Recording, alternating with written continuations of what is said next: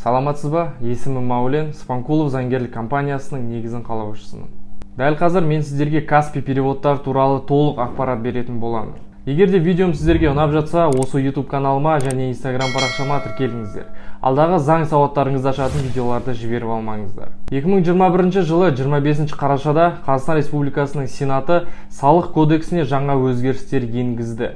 Бұл жаңа өзгерістер телефон арқылы жасалынатын ақшалай переводтарға тікелей байланысты. Бұл өзгеріс не үшін енгізілді? Өйткені қазіргі кезде осы Каспи переводтар арқылы салық төлемей бизнес жасап жатқан адамдар көбейіп кетті. Өздеріңіз білетіндей, әр мемлекеттің қаржы тірегі ол салық. Егер де салық төленбесе, мемлекеттің итак мәз емес жағдайы одан әрі кризисқа ұшырайды. Енді жаңа өзгерістерге байланысты бизнесмендер бизнесті жүргізу үшін тікелей өзінің Каспи Голдына емес, өзінің бизнес жасап отырған компаниясының шотына ақша қабылдауы тиіс. Бұл өзгерістер 2022 жылдың қаңтар айынан бастап заңды күшіне енеді. Ол дегеніміз 2022 жылдан бастап сіздің Каспи шоттарыңызға әртүрлі адамдардан белгілі бір ақшалар түсетін болса, салық қызметкерлері сіздің шоттарыңызды тексеріп, бизнес жасап жатқандарыңызды дәлелдеп 15-20-30 ММРП-ға дейін штраф салады.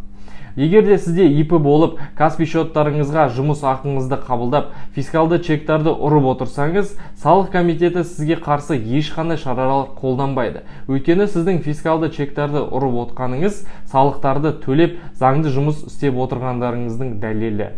Ал 2022 жылдан бастап чектарды ұрмай жүре беремін, ешқандай штрафтар жоқ, ештеңе төлемеймін деген ой қате. Чектарды ұрмасаңыз, кейін 1-2 айдың ішінде налоговая инспекция тексеріп келмесе, сізді ұмытып кетті деп ойламаңыз. Налоговая сізге 1-2 жыл өткеннен кейін сізді налоговаяға шақырып, сол чектарды беттеріңізге басып штраф салады. Ал осы штрафтарды төлемес үшін бизнестеріңізді заңдастырып, заңды түрде жұмыс жасаңыздар. Тағы бір айтып өтетін жағдай, туған-туысқандарыңыздың арасында жасалынатын Каспи переводтар үшін ешкімге штраф салынбайды. Осымен видеомыз өзінің мәресіне жетті. Егер де менің видеом сіздерге ұнаса, лайк басып, осы YouTube каналыма және Instagram парақшама тіркеліңіздер. Назар аударғандарыңызға рахмет, сау болыңыздар.